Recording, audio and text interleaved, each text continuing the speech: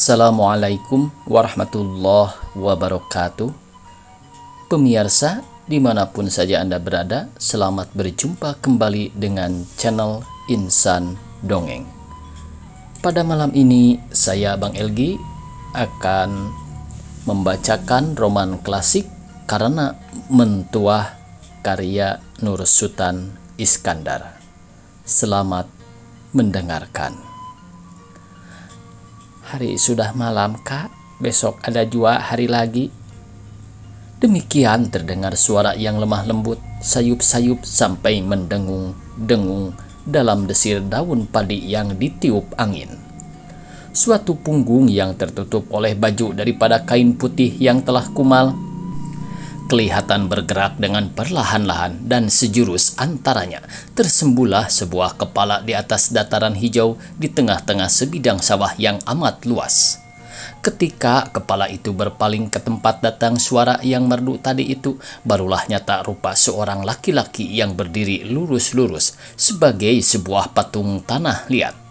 Entah orang itu masih muda atau telah tua, entah elok atau buruk parasnya, tiada dapat dikatakan dengan pasti jika hanya dilihat dari jauh saja, sebab seluruh tubuhnya berlumur lumpur.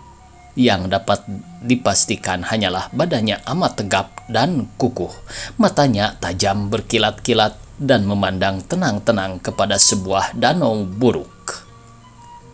"Berhenti dahulu, Kak," kata suara itulah sekali lagi dengan lebih lemah lembut dan manis jua.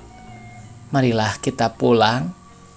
Orang itu tak menjawab melainkan berjalan lambat-lambat arah ke danau itu. Tiba-tiba ia berhenti sambil melayangkan pandangan agak lama ke jalan raya yang terbentang di tengah-tengah lautan padi itu. "Oh, ada oto," katanya. "Siapa gerangan yang pulang dari rantau? Tentu ada yang..." Perkataannya harus diputuskannya sebab pikiran sudah terhadap pula kepada usahanya. Ia melangkah ke muka selangkah-selangkah, dan sekali-kali ia pun membungkuk akan memperbaiki dan memperlurus tegak rumpun padi yang tumbuh berbaris-baris di tepi pematang yang dilaluinya. Dekat danau ia berdiri sebentar serta memandang pula berkeliling. Tak kelihatan apa-apa lagi kecuali padi yang seperti jamrud rupanya. Berat benar hatinya akan meninggalkan kerjanya. Lalu katanya, "Lekas benar hari malam rasanya. Kerja awak sedang terbengkalai." "Perasaan awak saja hari lekas malam," kata suara dari atas danau itu, yakni suara seorang perempuan muda. Seraya tersenyum simpul sekadar menampakkan dua baris gigi yang putih seperti gading. "Lihatlah, hampir tak ada lagi orang di tengah sawah. Sesungguhnya hari telah rembang petang, matahari sudah condong benar ke barat, sudah hampir tercecah ke pertemuan puncak bukit dengan tepi langit. Sinarnya yang panas terik itu sudah lenyap rasanya. Wajah Maharaja Siang yang bulat penuh itu telah dapat ditentang nyata dengan mata nyalang, seolah-olah kesaktiannya telah menghindar dari dirinya. Cahaya merah terbakar di tepi langit sebelah barat, membalas ke sebelah timur. Alamat siang tak lama lagi akan berganti dengan malam, dan orang laki-laki serta perempuan yang bekerja sehari-harian dengan rajin menyiangi rumput di sawahnya pun sudah berjalan ke dangaunya masing-masing pula, akan menyimpan kuir dan sabitnya karena waktu beristirahat telah datang.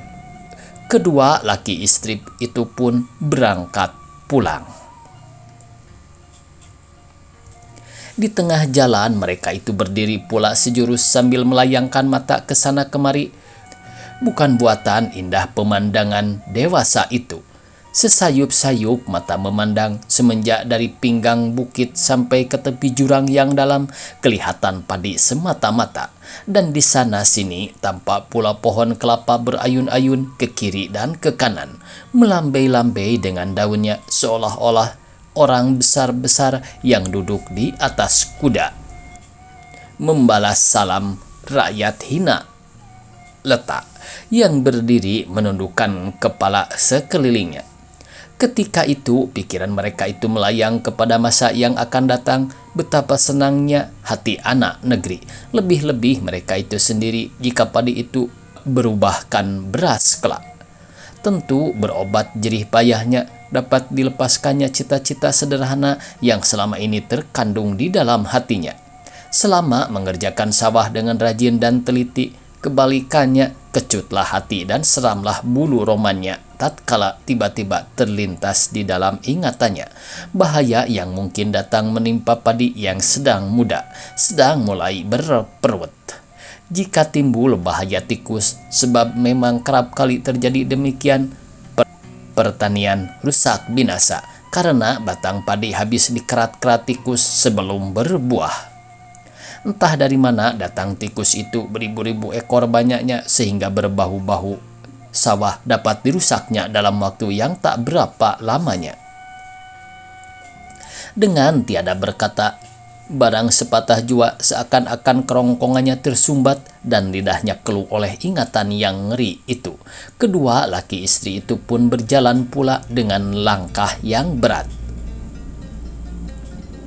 "Ramalah," kata yang laki-laki kepada bininya ketika mereka itu telah sampai ke dekat tempat mandi di sisi sebuah surau. "Keluarkan pakaianku dari dalam bungkusanmu, aku hendak mandi di sini." Dengan segera perempuan itu meletakkan bungkusan yang dijunjungnya di atas sebuah batu hampar, lalu dikeluarkannya baju, celana, dan kain sarung lakinya. "Dan adik, pergilah ke surau kecil itu," kata laki-laki itu pula. "Di sana adik mandi dan sembahyang. Bukankah tongkolok adik ada di dalam bungkusan itu? Barangkali adik akan bertemu di sana dengan orang setangga kita, dan pulanglah bersama-sama dengan mereka itu." Ia memandang ke muka tenang-tenang dan tiba-tiba ia pun berkata pula dengan riang, "Nah, lebih baik lagi itu ibu datang ke tepian membawa perian. Lihatlah, dengan beliaulah adik pulang kelak." Ramalah memandang ke tempat yang ditunjukkan lakinya. Sungguh ibunya kelihatan berjalan menuju ke surau perempuan, memikul perian pada kedua belah bahunya serta mengepit kain sembahyang di bawah ketiaknya. Ramalah pergi ke surau itu dan lakinya masuk ke kamar mandi. Sekonyong-konyong Ramalah berpaling ke belakang dan berseru, "Kak, sembahyang Isya di rumah bukan?" "Barangkali tidak," jawab lakinya dari pintu kamar mandi. "Lebih baik kunantikan waktu Isya di surau ini."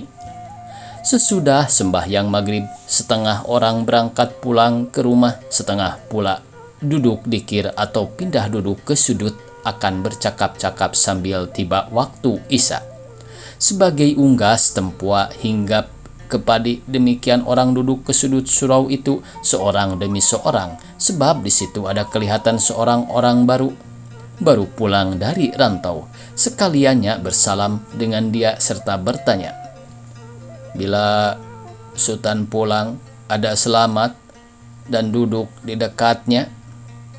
"Baru sebentar ini," sahut orang itu sambil menjawab salam mereka itu. "Setelah duduk sebentar di rumah istri saya, segeralah saya mengejar waktu kemari." "Aduh, sudah lama kita tidak bertemu. Di mana Sultan selama ini?" kata seseorang memulai percakapan sambil menggulung sebatang rokok. "Saya menggalas di Lampung," jawab orang muda yang dipanggilkan Sultan itu. Sebenarnya ia bergelar Sultan Baginda, seraya mengeluarkan tempat rokok dari dalam sakunya. "Benar," kata orang yang mulai berkata itu, sambil meletakkan rokok yang tengah digulungnya itu dengan senyum. "Lok, dicoba rokok orang baru ini. Rasakan lebih enak daripada rokok kita pasak kampung. Nah, lihatlah, tembakonya cap ayam, daunnya daun tarusan. Jarang bersua di kampung kita serupa ini. Cobalah kawan-kawan." Tempat rokok Sultan Baginda itu pun diedarkan orang dari sebuah tangan kepada sebuah tangan. Sekaliannya menggulung rokok dalam pada itu seorang orang lain yang baru seperdua baya rupanya, berkata pula dengan riang, "Hamba dengar tadi Sultan mengatakan Sultan menggalas di Lampung. Adakah Sultan bersua dengan kemenakan hamba?" Ia pun memperselimut kain sarungnya, menutup kaki, badan, dan lehernya dengan kain sarung, seakan-akan orang kedinginan. "Yang mana engkau datuk?" tanya Sultan Baginda dengan hormatnya, lebih hormat daripada kepada orang lain-lain, sebab orang yang bertanya itu datuk raja di langit, penghulu adat di dalam negeri itu. "Sultan tahu kemanakan hamba hanya seorang saja," kata penghulu itu seraya memperbaiki selimut kain sarungnya itu dan mengembuskan asap rokok daun nipah dengan tembakau cap ayam itu ke udara. "Oh iya, engkau muda Sultan di bumi. Maksud engkau?" "Iya, ada saya bertemu dengan dia ketika ia pergi membeli barang-barang perniagaan ke Teluk Betung. Tetapi saya itu tidak bersua lagi." "Jadi kalau begitu Sultan tinggal di Teluk Betung?" tanya datuk raja di langit dengan tercengang. "Mengapa tadi Sultan katakan di Lampung?" "Tiada salah perkataan saya tadi engku," jawab Sultan Baginda dengan senyumnya. "Sebab Lampung itu nama negeri seluruhnya, nama daerah. Saya tinggal di ibu negeri itu, yakni di kota Teluk Betung. Dan kemenakan engkau itu, kalau saya tidak salah, tinggal di negara Ratu." Oh, jauh dari tempat Sultan itu?" "Jauh sekali, ada beberapa hari perjalanan lagi, jauh di sebelah hulu. Akan tetapi orang awak sekarang banyak berniaga di situ, dan dalam musim yang akan datang ini mungkin bertambah banyak lagi. Yang tinggal di Teluk Betung seperti saya ini tidak seberapa banyaknya, sebab pencaharian di situ tidak semudah di sebelah hulu itu." Apa sebabnya?" Apa sebabnya?" kata orang lain dengan agak tercengang. "Biasanya berjual beli yang laku di kota-kota, di tempat yang ramai bukan? Di hulu-hulu tentu lengang. Siapa yang akan membeli di situ? Dan apa yang akan laku? Kalau Sultan katakan orang kita banyak yang berkedai dan bertoko di Padang, tentu kami takkan heran, sebab negeri itu ramai, sebab negeri itu bandar yang ramai." "Benar pula itu," kata datuk raja di langit, serta memandang kepada Sultan Baginda sebagai minta keterangan. "Ya, kalau ditilik sepintas selalu, memang benar perkataan engkau tadi. Berjual beli di tempat yang ramai, berjalan di lebuh yang pasar, yaitu pada jalan yang sudah kerap kali dilalui orang," kata Sultan Baginda seraya menggulung rokok sebatang lagi. "Akan tetapi kalau diperhatikan pula kepandaian orang kita berniaga, tentu kita takkan heran jika mereka itu terpaksa lari ke hulu-hulu. Sebab sesungguhnya kebanyakan orang kita belum boleh dikatakan pandai berniaga lagi, seperti saudagar-saudagar bangsa asing, bangsa Cina, Arab, dan sebagainya, yang bertoko di kota yang ramai-ramai. Kita tiada dapat bersaingan dengan mereka itu. Pokoknya besar-besar, tetapi kita, siapa yang ada empunya pokok besar, siapa yang telah pandai ilmu berniaga, akan pelawan bangsa asing itu. Jadi di kota kita berlawan dengan orang pandai-pandai, si penjual pandai, dan si pembeli pun pandai dan cerdik pula. Oleh sebab itu kita, karena kurang ilmu kepandaian, kurang modal, terpaksa berjajak masuk kampung keluar kampung, akan mencari orang yang lebih berhajatkan barang-barang keperluan daripada orang kota. Pendeknya, kita terpaksa berpayah-payah mencari si pembeli, menjajah pasar-pasar." "Oh, jadi negeri yang di hulu-hulu itu, di pasar-pasar kampung itu ya? Hanya di situkah pasar perantau orang awak?" "Di situ lebih lantas angan, lebih laris perdagangan kecil." Susah kalau demikian. Kalau berniaga, si pedagang harus julur jalar mencari si pembeli. Dan apa saja perdagangan orang kita di huluan itu. Perkataan yang akhir itu pun menggiatkan mereka itu akan bertanya lebih lanjut. Kebanyakan sudah nyalang matanya seseorang yang duduk bersandar saja ke dinding sambil memejam-mejamkan matanya. Sudah mulai menegakkan kepala dan menyaringkan telinganya. Percakapan itu sudah mulai diperhatikannya, tetapi ia berdiam diri saja. Sementara itu Datuk Raja di Langit berkata pula, "Benar, kabar yang demikian sudah kerap kali hamba dengar. Tetapi hamba belum tahu benar lagi apa konon kekayaan orang Lampung itu. Apa hasilan yang banyak mendatangkan uang di situ?" "Banyak engku, umpamanya terutamanya lada kecil atau merica dan karet. Tiap-tiap orang Lampung ada empunya kebun lada berisi 1.000-2.000 batang lada. Kalau tiba musimnya, berpikul-pikul hasilnya, harganya pun mahal. Kadang-kadang sampai 70-80 rupiah, bahkan lebih dari 100 rupiah sepikul.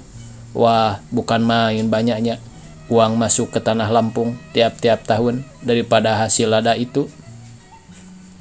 Belum disebut lagi daripada hasil karet yang berpuluh-puluh rupiah pula harganya sepikul. Tanah di situ amat luas dan subur." "Kalau begitu, patut benar kaya-kaya orang Lampung itu. Tentu saja banyak rumah batu di situ, bukan?" tanya seorang orang muda dengan minat yang baru terbit di dalam hatinya.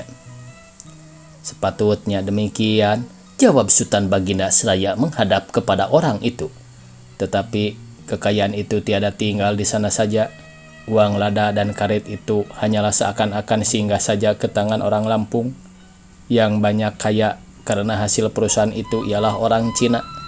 Istimewa pula dalam waktu yang akhir ini, maskapai besar-besar seperti maskapai Otto. Boleh dikata orang Lampung seolah-olah belum tahu benar harga uang." "Oh, karena banyak agaknya." "Mungkin, tapi sungguh uang amat banyak di situ. Mudah diperoleh dan mudah hilangnya. Jika mereka itu sudah memegang uang 100-200, dengan segera dibelinya barang-barang. Tak peduli sudah perlukah barang itu kepadanya atau belum. Otto hampir ada pada tiap-tiap rumah, dan membeli barang-barang itu pun hampir-hampir tidak ditawarnya seberapa dihargakan orang dibelinya." "Kalau begitu, makan tangan orang kita. Patut benar banyak orang kita berair asamnya pulang dari Lampung," kata seorang yang lain dengan gembira. Rupanya sudah tertarik hatinya hendak pergi ke sana. "Betul," kata Sultan Baginda. "Itu pun hanyalah sisa-sisanya yang jatuh ke tangan orang kita, melimpah ke negeri kita ini. Akan tetapi karena rajin dan yakin mengumpulkan, yang sedikit-sedikit itu ada juga diberkati Tuhan. Lihatlah kari muda yang bertokok di Pasar Gedang sekarang ini. Dahulu ia berniaga di tanah Lampung juga. Mula-mula ia datang ke sana, boleh dikatakan tak berpokok sesen juga. Dalam 2 tahun saja sudah ada modalnya, kira-kira 3-4 ribu rupiah. Dan sekarang bagaimana? Sudah dapat ia duduk di Pasar Gedang bertanding dengan toko besar-besar."